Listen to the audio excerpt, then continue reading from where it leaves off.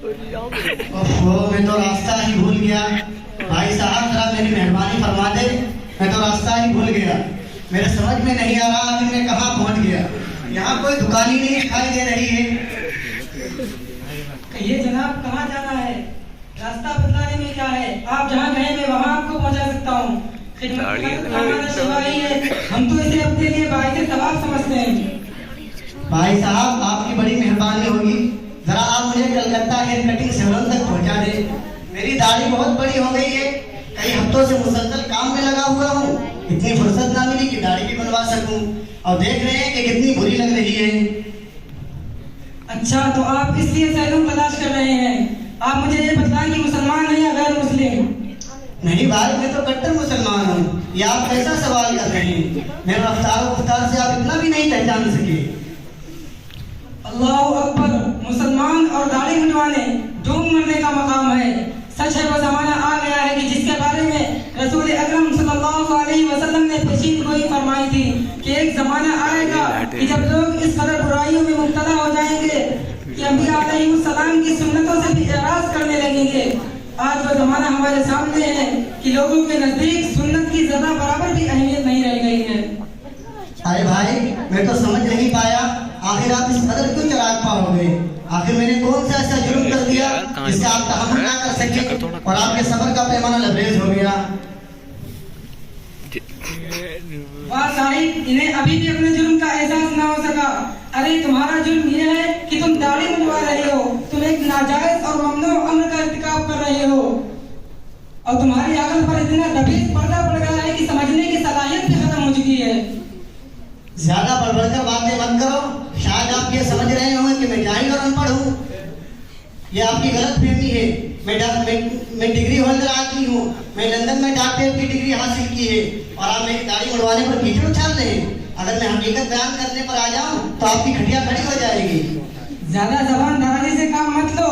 अगर तुम मुबारजे के लिए तैयार हो तो मैं भी तैयार हूँ। और सुनो, मैं तमाम लोगों के सामने ये ऐलान करता हूँ कि दाढ़ी रखना वाजिब है और इसको मुड़वाना नाजायज और हराम है। अरे भाई, जरा होश में रहकर बात कीजिए कि आप देखते नहीं कि 90% लोग दाढ़ी को अच्छा नहीं समझते। अब तो दाढ़ी रखने का रिवाज रखता रखता खत्म होता जा रहा है, इसलिए कि दाढ़ी की खराबियां रोज बरोज इंसान के मुशाहदे में आती रहती है। इससे तो अच्छा खासा नौजवान 70 साल का बूढ़ा मालूम होता है।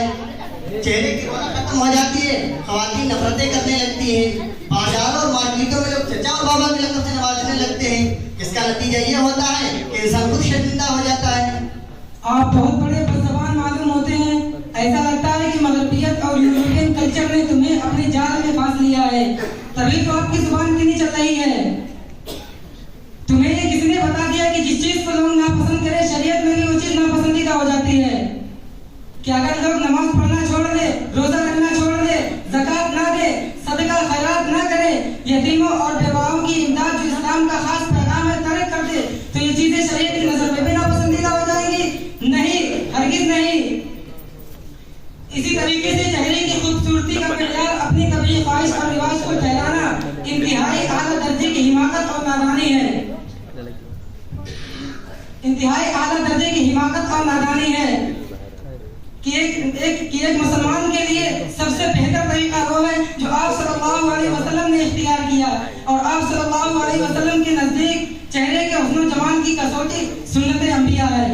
जनाब, आप तो मौजूद से भाग रहे हैं। अगर आपके पास दाढ़ी के सबूत और वजूद की कोई दलील है तो उसे बयान करो, और अगर नहीं है तो क्यों नहीं कहते? जो आपने कहा वो बिल्कुल दुरुस्त और हक बजानिब है। जनाब, अभी मैं आपको दाढ़ी के वजूद के दलाइल देता हूँ। आइए हजरत, तशरीफ लाइए। अब तो उस्ताद मोहतरम भी तशरीफ ले आए हैं। इनके सामने बोलना इनकी शान में गुस्ताखी करना है। अब उस्ताद मोहतरम आपको वजूद के दलाइल से लाजवाब करेंगे। क्या बात है जनाब, बड़े खफा नजर आ रहे हैं। नहीं भाई, मैं खफा नहीं हूँ, बल्कि मुझे दाढ़ी के वजूद की आपसे दलाइल चाहिए। अच्छा, आप दलील के तालिब? अरे इस सिलसिले में दलील का मुतालबा तो आप जैसे दीनी मालूमात से बेखबर और दीन मुस्तफा से नावाकिफ ही कर सकते हैं। वरना तो एक ऐसा वाज़ेह मसला है कि आशिकाने नबूवत के लिए सिर्फ इतनी हुज्जत काफ़ी है कि ये अमल सरकार दो आलम सल्लल्लाहु अलैहि वसल्लम ने अंजाम दिया है। लेकिन नहीं, मैं इतनी बात पर इत्तिफा नहीं करूंगा, बल्कि दलाइल भी पेश करूंगा ताकि आप जैसे मगरिबियत और जिद्दत पसंद लोग इन भोले भाले सामाइन को गुमराह ना कर सकें। तो लीजिए दलील हदीस की मशहूर किताबें सिहाह सित्ता में, जिनकी मुअतबरियत में जर्रा बराबर भी शक व शुबा की गुंजाइश नहीं है। हजरत अब्दुल्लाह बिन उमर रज़ियल्लाहु अन्हुमा की रिवायत है, फरमाते हैं रसूलुल्लाह सल्लल्लाहु अलैहि वसल्लम ने इरशाद फरमाया अनहिकु शवारिब वक़फुल लुहा, और एक दूसरी रिवायत में है खालिफुल मुशरिकीन व ऊफुल लुहा, कि मूंछों को पस्त करो और दाढ़ियां पूरी रहने दो, कि मूंछों को पस्त करो और दाढ़ियां पूरी रहने दो। मशहूर सहाबी हजरत अबू हुरैरा रज़ियल्लाहु ताला अन्हु की हदीस है, फरमाते हैं जस्सुश शवारिब व अरफुल लुहा व खालिफुल मजूसा, कि मूंछें कतर दो और दाढ़ियों के इजाफे को कबूल करो, और आतिश परस्तों के दाढ़ी से बेजारी और दाढ़ी ना रखने के तरीके से अपने आप को बचाओ। इन तमाम रिवायात में सीगे अमर के साथ दाढ़ी बढ़ाने का हुक्म दिया गया है। आपको मालूम होना चाहिए कि सीगे अमर से जो हुक्म दिया जाता है वो वाजिबी होता है। लेकिन मौलाना साहब, क्या दाढ़ी बढ़ाना अल्लाह की तख्लीक में तब्दीली नहीं है? कि जब इंसान पैदा हुआ था तो उसका चेहरा दाढ़ी से बिल्कुल साफ और खूबसूरत था, और दाढ़ी रख लेने की वजह से उस शक्ल और सूरत में तब्दीली आ जाती है।